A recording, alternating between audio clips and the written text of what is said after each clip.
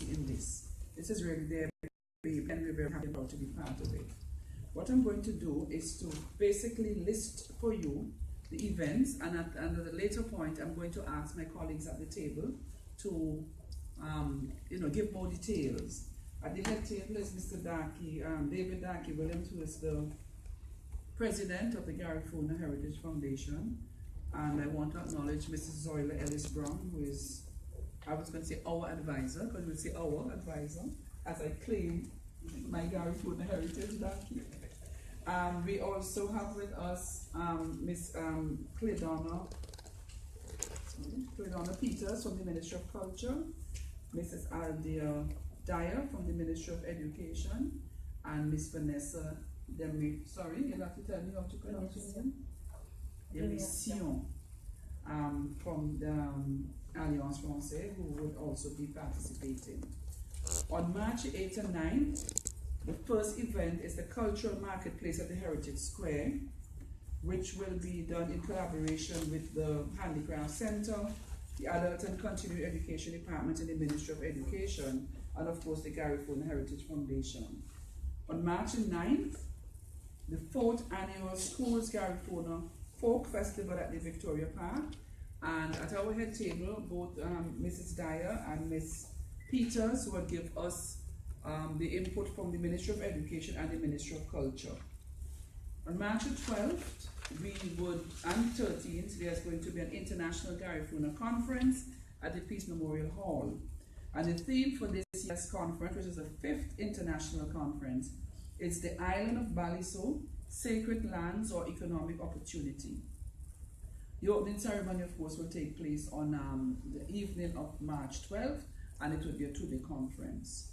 On March 23rd and 24th, there's going to be a theatre production, and we're very excited about this. And our in-house playwright and director, Mr. Darky Williams, will tell us all about that when he speaks. On March 11th and 12th, we're very excited to announce that there's going to be the inaugural meeting of the Network of Indigenous and Tribal Peoples of the Caribbean region. We're very happy to host this conference, and again, Mr. Williams will give us the details when he speaks. I would now like to call Mr. David Darky Williams, to give us the details with regard to the production and the inaugural meeting of the Network of Indigenous and Tribal Peoples. Darky.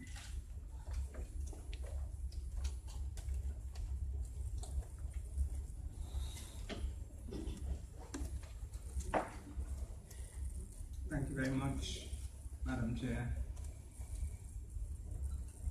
Let me welcome everyone who is viewing, who will be listening via radio, and who would be reading in the newspapers of St. Vincent and the Grenadines on the weekend. I want to invite you to pay close attention and to patronize the events put on by the Garifuna Heritage Foundation as part of the celebration of National Heroes and Heritage Month 2018. This morning, I would speak on three aspects of our program, namely the cultural marketplace, the theatre production, and the meeting of the indigenous and tribal peoples of the Caribbean.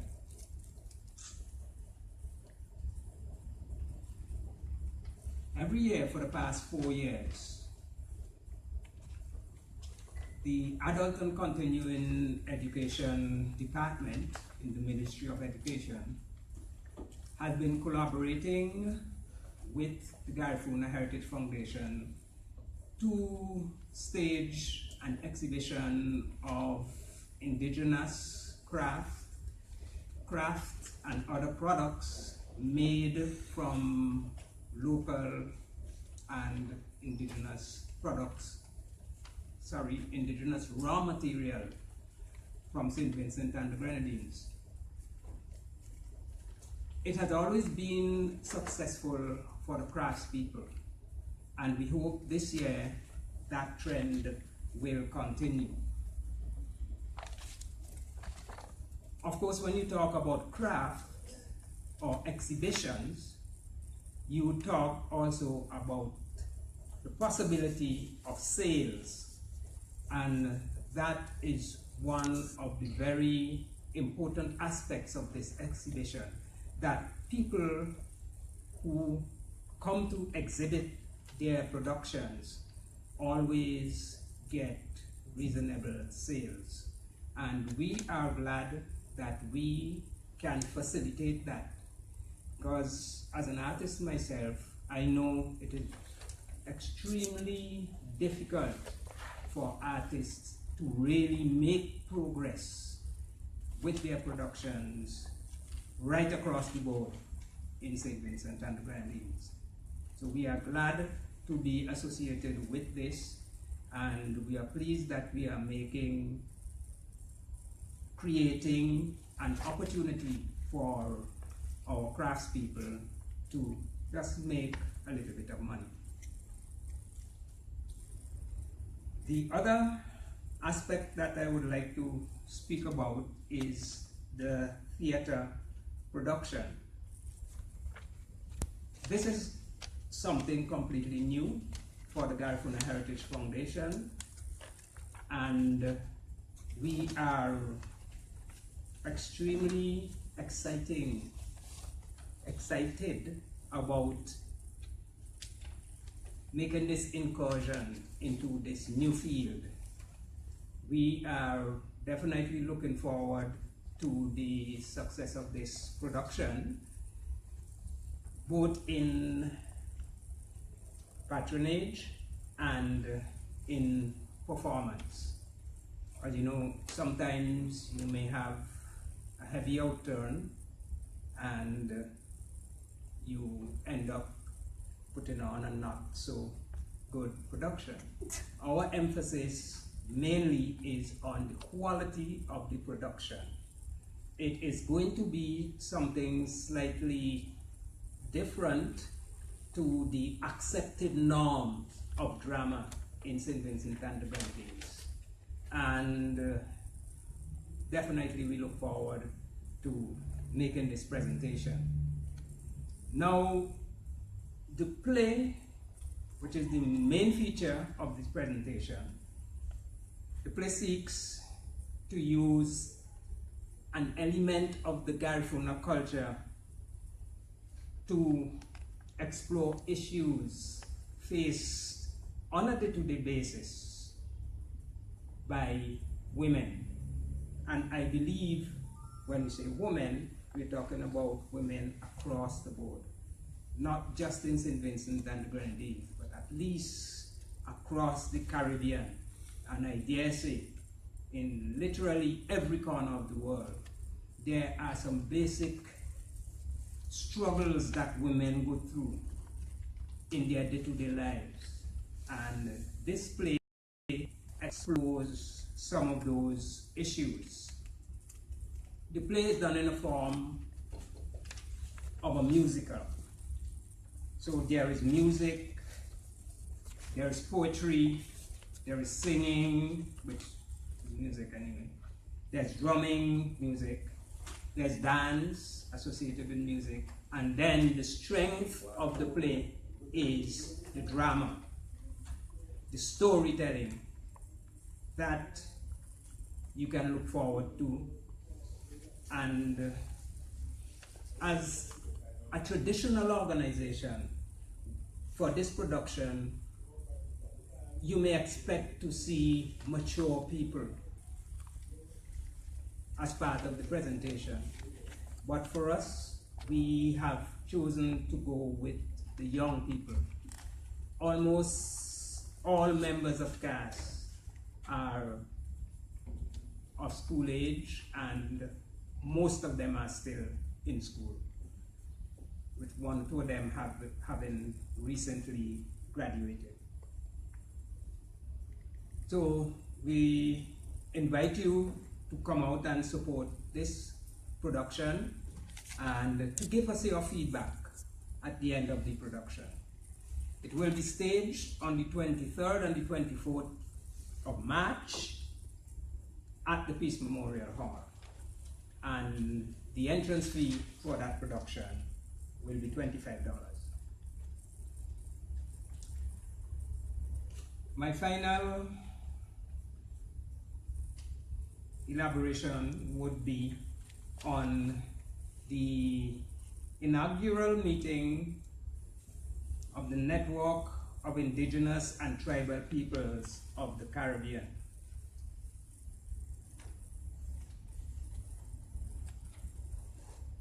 By way of background, in 2016, an organization associated or within the University of the West Indies called Impact Justice held a conference in Belize for indigenous people. Then that conference sought to provide avenues of support for indigenous peoples across the Caribbean and support for what they could do to continue to highlight the importance of their existence. After that meeting, it was agreed that certain steps should be taken in this process of advancing the needs and issues surrounding the existence of indigenous and tribal people. And one of those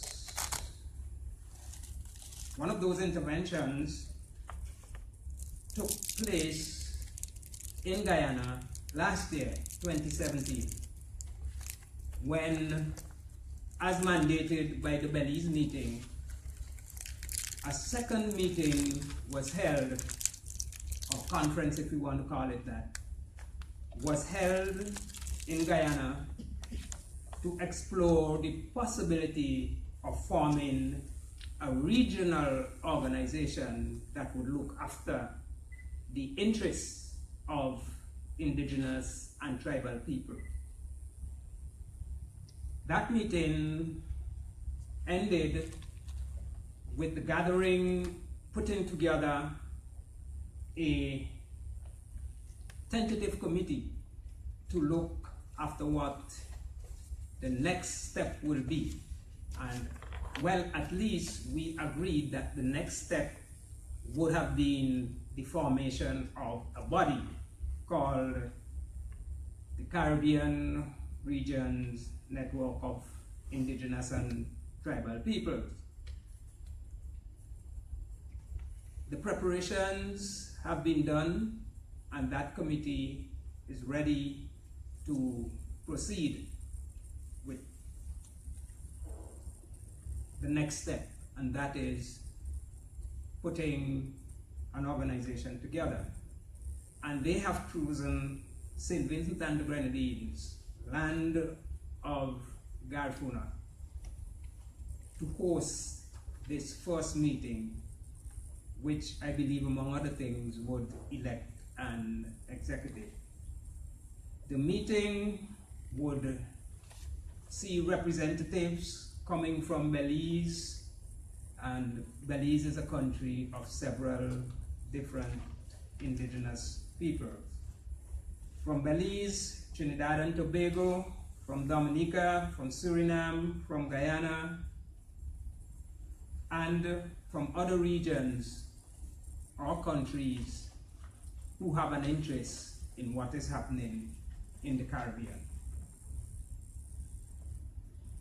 We look forward very much to hosting them, to showing the might of the power of the Vincentian hospitality, and particularly highlighting to Vincentians the continuing existence of tribal peoples across the Caribbean. We look forward to having a grand time with our friends for our brothers and sisters, and we hope that this meeting would be a success. The meeting takes place from the 9th to the 11th of March, which is one day before our conference, our local conference begins. And we look forward to see all of you there and to share with you what is happening with indigenous people and the indigenous cultures across the Caribbean. Thank you, and we look forward to seeing you there.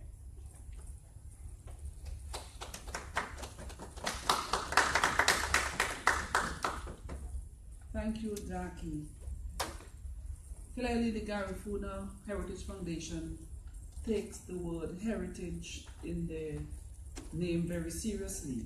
As we can see from what Daki has pointed out, not only are we going to have the performing arts in the case of the play, the new play, which is going to have, he said singing, playing, poetry, and all of the other aspects of drama and performing arts, but there's also going to be an opportunity for our arts and crafts people to showcase their own products, which, as we all know, all of this is part of our heritage, all of this is part of our culture.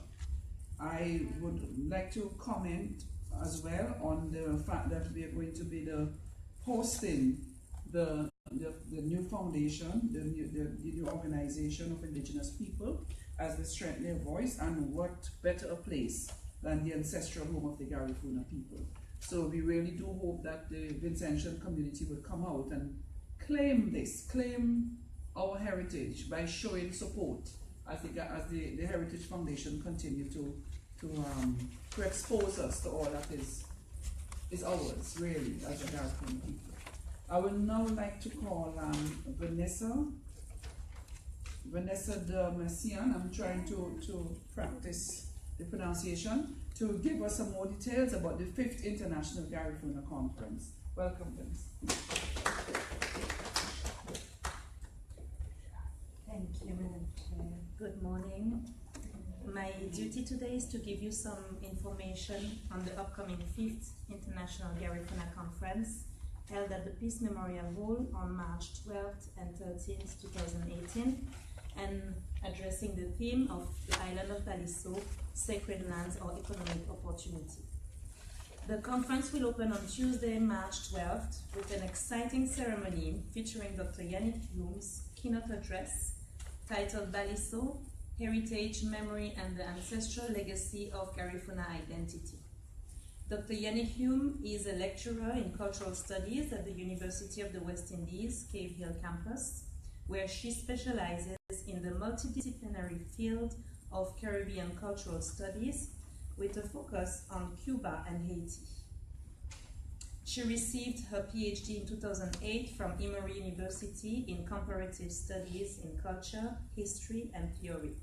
Her research and teaching areas include Afro-Atlantic religious cultures, the festive and sacred arts, cultural performance, popular culture, migration, and transnational identities. Dr. Yannick Hume is the recipient of grants from the Social Science Research Council, the International Development Research Center, Ford Foundation, and the Wenner-Gren Foundation for Anthropological Research. We are happy to receive Dr. Hume, and we are looking forward to listen to her address on the theme of Baliso. The conference will then resume on Wednesday, 13th March 2018, with panel presentations beginning at 9 a.m. and running throughout the day. Registrations to attend the conference will open from 8 a.m. and can also be made prior to the event by email, euromayconference@gmail.com. The island of St. Vincent, known by the Garifuna as Euromay, is part of a wider Caribbean living legacy of indigenous peoples' presence, existence, and resistance to colonial imperatives within the Americas. It is on this island, now part of a multi-island state of St. Vincent and the Grenadines, that the Garifuna nation, a nation of hybrid indigenous people created from the intermarriage between African and Kalinago peoples, was born. As the conflict between the British colonial powers and the indigenous Kalinago and Garifuna intensified over control of lands in Urumé, the Kalinago and Garifuna people resisted, through fierce guerrilla warfare, the might of the British military machinery for over a century. Nonetheless, in 1795, the Garifuna surrendered, and in 1797 were expelled by force first to the island of Baliso, which is now part of St. Vincent and the Grenadines, and subsequently to the remote island of Roatan off the coast of Honduras in Central America. The British remained in control of Urumé, attempting to establish a shoulder-based economy. This was not very successful. However, they did manage to develop the island along traditional colonial lines, imposing their language, culture, way of life, and institutions. The island became politically independent in 1979, and these social-economic institutions have since been maintained. The descendant of those 2,248 Garifuna persons who were expelled to Central America now number over 300,000, and they have never forgotten the brutal impact of that expulsion. The memory of the loss of their homeland still remains vivid and painful even after more than 200 years. Those Garifuna descendants who mainly reside in Honduras, Belize, Guatemala, Nicaragua, and the United States still consider Urumé as their spiritual homeland, a place to which a pilgrimage must be made at any available opportunity. Urumé still resonates in songs and mournful laments in ceremonies practiced within the Garifuna culture, especially in relation to the celebrations honoring the ancestors. The central focus of this pain is the island of Baliso. Baliso is specially revered as a sacred place, as it was here that approximately 2005 of the 4,776 Garifuna who were held in captivity died within a period of 6 months subsequent to their surrender to the British in 1795. In 2002, UNESCO proclaimed the Garifuna heritage and culture as one of the intangible masterpieces of the heritage of mankind. In 2007, the United Nations Declaration on the Rights of Indigenous People was ratified by the government of St. Vincent and the Grenadines in 2006, and the legal rights of private citizens may impact the exercise of the rights granted under international conventions. In addition, there is a need for properly documented information on the history, archaeological research, and other baseline information that's required to ground a substantial project for cultural preservation. So for this conference, we have invited papers by scholars, researchers, practitioners, and cultural activists engaged in regional and international development to explore, strategize, and/or theorize the relationship between cultural heritage preservation, sacred sites, and economic development in the Caribbean. We will reflect with presenters coming from St. Vincent, England, Belize, St. Lucia, Barbados, the United States, and other countries on this issue of the island of Baliso, sacred lands or economic opportunity. We hope that many of you will take, if not all day, but at least some time to come and draw useful information during the interesting presentations and discussions.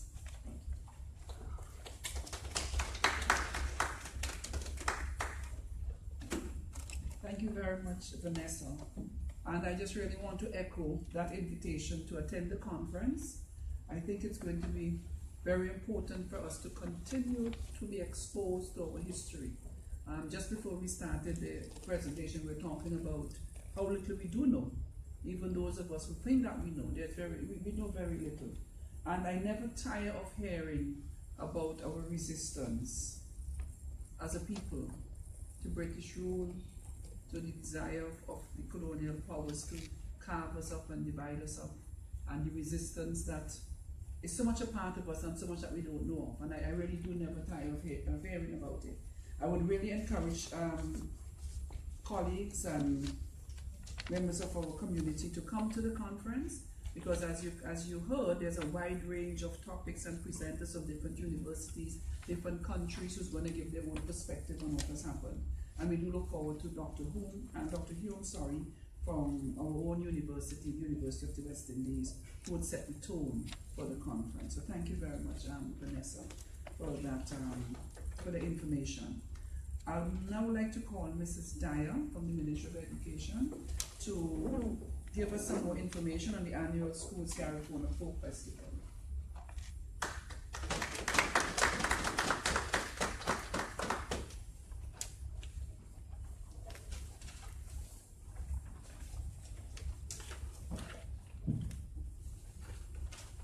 Pleasant good morning to all.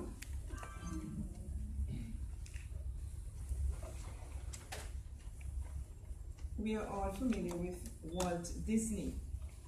He said, "Our heritage and ideals, our code and standards, the things we live by and teach our children are preserved or diminished by how freely we exchange ideas." Ladies and gentlemen, it is my distinct pleasure to represent the Ministry of Education, Reconciliation and Information in this collaborative effort with the Garifuna Heritage Foundation to host the 2018 Schools Garifuna Festival, which is actually the 4th of its kind. As you are aware, our business is to educate and to do so holistically. Therefore, this exercise is clearly in keeping with the ministry's mandates. In this realm, we aim to support cultural preservation. Through our social studies, civics, and history programs, we are working assiduously to ensure that our students develop an appreciation for the rich legacy of our ancestors. So today, we join with the Garifuna Heritage Foundation to celebrate our ancestry, and in particular, the Garifuna and Kalinago legacy, a legacy of resilience, fortitude, and determination. Through this activity, we expect to raise levels of consciousness in understanding our national heritage. We aim to transfer aspects of our culture to the younger generation and allow them to experience this inheritance in a way that will heighten their sensitivity to the issues of cultural preservation. In so doing, we hope that our children will incorporate these ideas in their career options.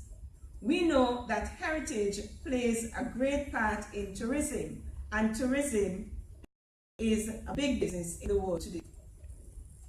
We are also looking to strengthen our networking with key stakeholders involved in dealing with ethical and human rights issues.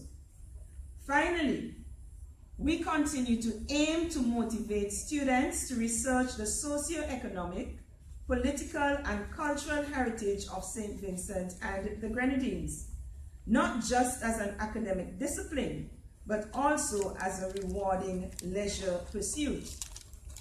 I take this opportunity to invite the general public to come to the Victoria Park on March 9th to view the event. It will be educational, entertaining, and overall stimulating. I want to issue a special invitation to our tour guides to bring along any cruise ship visitors that may be in St. Vincent on March 9th.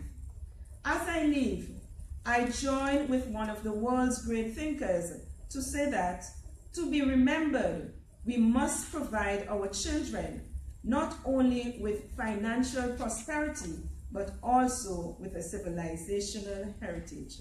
Ladies and gentlemen, I thank you.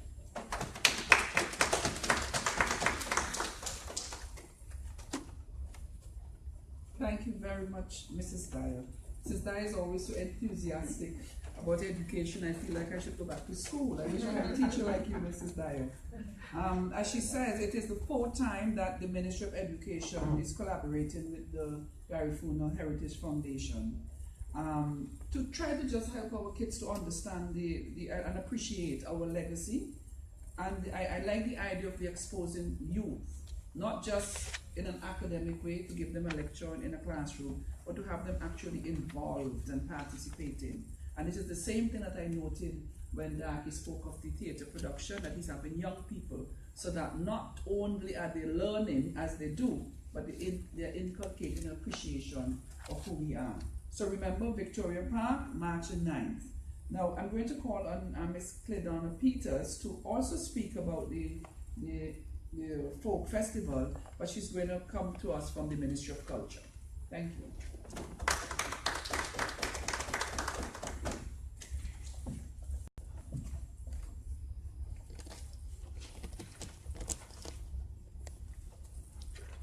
Good morning to everyone. My duty this morning is to highlight you on the Garifuna Cultural Festival.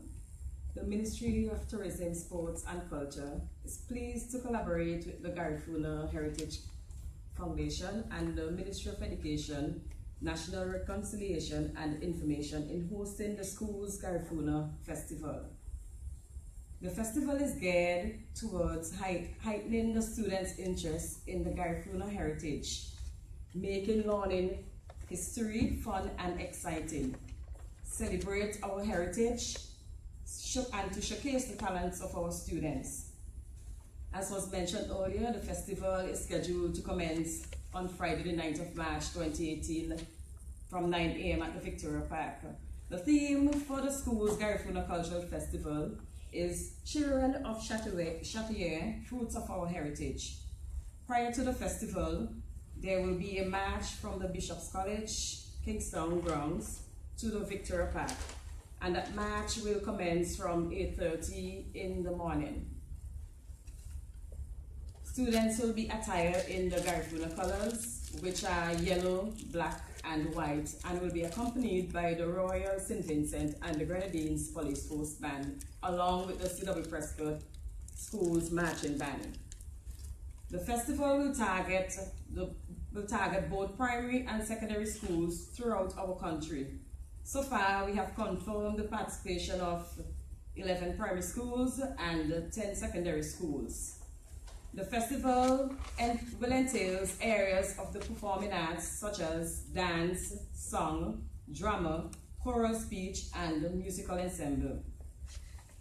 These areas will be used to showcase our cultural heritage, because the arts is one of the most suitable vehicles that one can use, in that it involves all the areas of cultural expressions. Here, students will be afforded multiple opportunities to present our cultural heritage through various areas. There will also be booths set up by a number of the secondary schools to showcase various aspects of our Garifuna cultural heritage. The Ministry of Tourism, Sports and Culture has always been supportive of the Garifuna Cultural Foundation, in that it assists in the hosting of the International Garifuna Cultural Festival, having a member of staff on the planning committee to provide the necessary technical support for the National Schools Garifuna Cultural Festival. Also assisting in the sourcing of the stage from the Carnival Development Corporation. As I reiterate, the Ministry of Tourism, Sports and Culture is pleased to collaborate with the Garifuna Cultural Foundation and the Ministry of Education, National Reconciliation and Information. Thank you.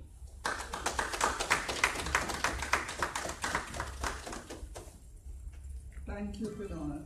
And that just shows us the richness of what we're about to do, because when I thought two women are going to speak on the same topic, I thought, okay, well, that may be a very little short thing, because they're basically going to say the same thing. But I listened, and they brought it from two different aspects. And again, it goes to show the importance of the arts as a way in which we can transmit our culture to the younger generation. And I really want to commend the ministries of education. I'm sorry, I forget all the other pieces. That's not a good thing. Ministry of Education and Ministry of Culture for collaborating with the Garifuna Heritage Foundation. And I really want to thank the foundation. I know it hasn't been easy to get to the 5th. When you started out, even to get our people to be excited and interested in what is ours. So I really want to commend the Garifuna Foundation, and as I said, the University of the West Indies Open Campus, indeed the university itself, very proud to be a partner in this venture. I will now invite you to ask any questions which you may have of our panelists with regard to any aspect of our activities, if you really want to maybe hear a little bit more. I don't think that we elaborated on the date and the venue for the marketplace, cultural marketplace. Oh yes, the 8th and the 9th. The 8th and the 9th at the Heritage Square. That's where it's going to be. So you come and expect to see the usual booths and so on. People you've been there, sharing. I mean, we pay, but sometimes I wonder, if we really can value people's, time and skill and knowledge in the way that we really should. But I'm sure the arts and crafts people are very happy that we come and we see what they're capable of doing, and to let us please go and support. It's going to be the 8th and the 9th, Cultural Marketplace at Heritage Square. And for the entire day? For the entire day, yes. Both days, 8th and 9th.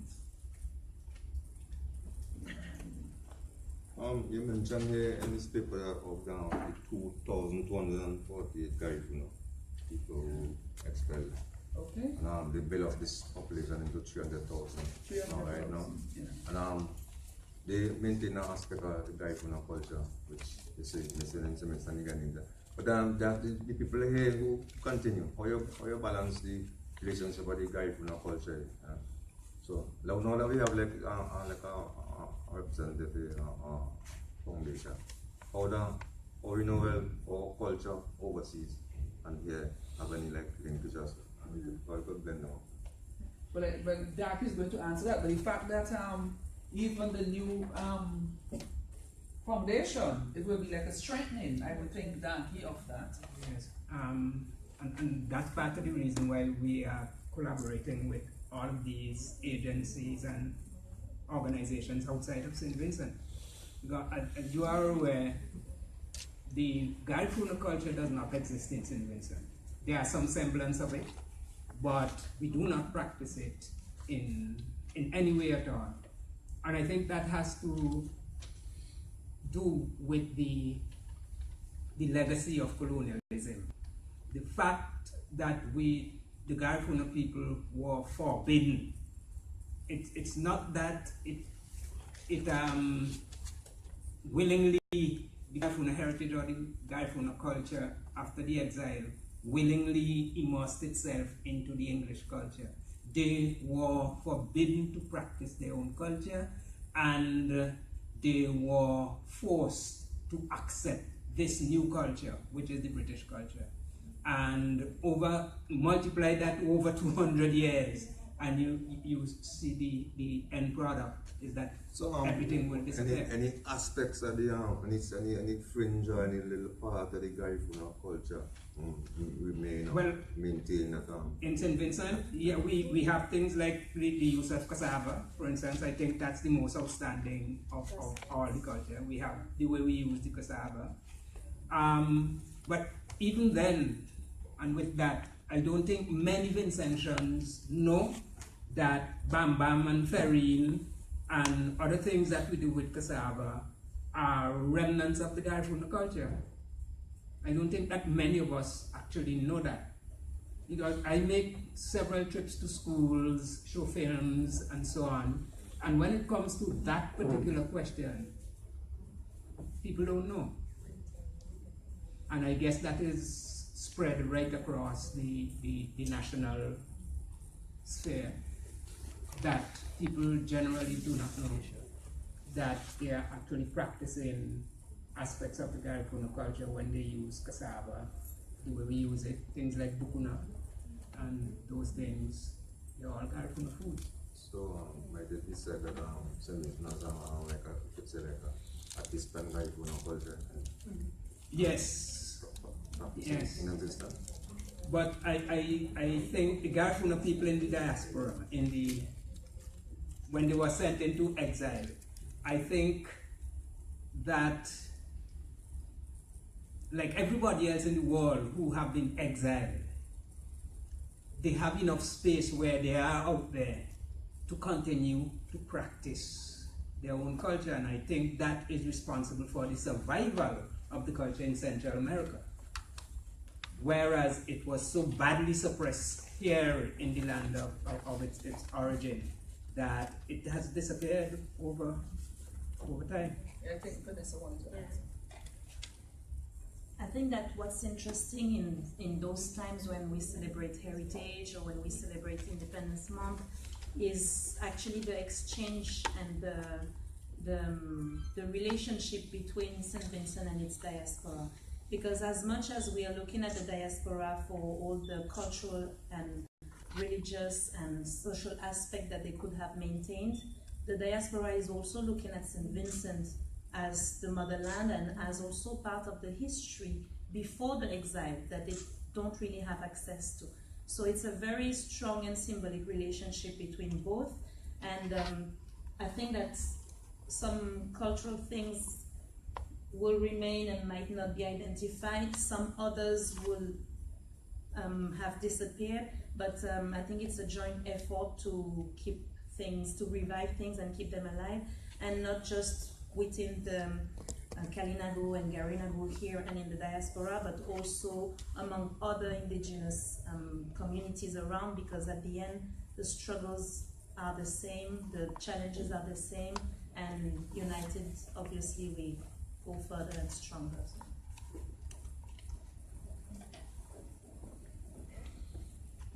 Thank you, Vanessa and Jackie. And I just want to add very briefly that that history of colonialism, of having the intrusive dominant culture deliberately forbid practice of culture and language and dance is a deliberate effort to suppress that culture.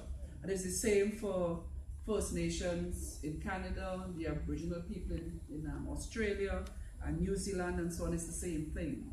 You know, that somehow the culture that they met is diminished with some sort of a haughty notion that ours is better, and therefore we suppress what we met. So it's a common thing throughout. You could give me an update on the Baliso situation, what they're planning to do with the lands and how they're going to repair it, keep it as a heritage. I think it would be great to come to the conference and you would probably hear some of that, but I don't know of any of us. I certainly don't know what is the latest on that, but Jackie, do you know? We know all it's private land and so on. Nobody Yes, I know. It's owned privately. As it stands at this point, I believe we could assume that at any time maybe a sale could be called, but as we speak, we don't know what the situation with Baliso is in terms of it being sold. I know many years ago, well, just about 10 years ago, there was an attempt made that went through. It never happened. Don't know the reason for that. But I think because it is privately owned, anything could happen at any time.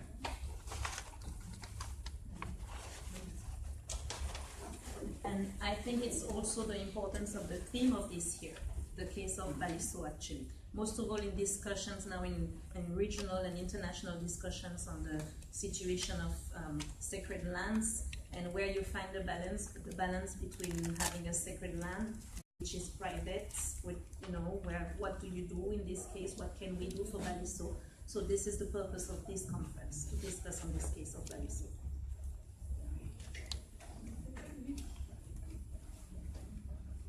Thank you. So again, we're reiterating and re-inviting the general public to do come and let your voice be heard. You may have something important to say to answer the question that Mr. Anthony just asked. Any other questions, ladies and gentlemen? Clarification? No? So do you have any like say list of specific Garifuna sections or shortens and again? No, we don't.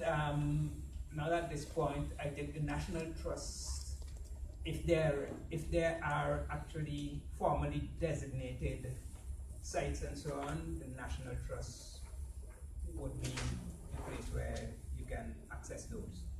But I am not sure there is a formal list of those. So the foundation just got a job. Something to be done. The foundation just got a job to do that. Yes, it's another task. Another task. But of course, we collaborate with the trust all the time Exactly. on several things. And with people from communities as well. Because sometimes within communities they will know what happened at those places also. Okay. Should I say now thank you to all media houses who joined us this morning, and we hope that we have enthused you. I don't know if that is the correct English word to use, but I hope that you will be enthusiastic and excited to tell your story so that people can be encouraged to come to the activities. A lot has to do with the way you tell your story, I think. Thank you, ladies and gentlemen, once again. Welcome to the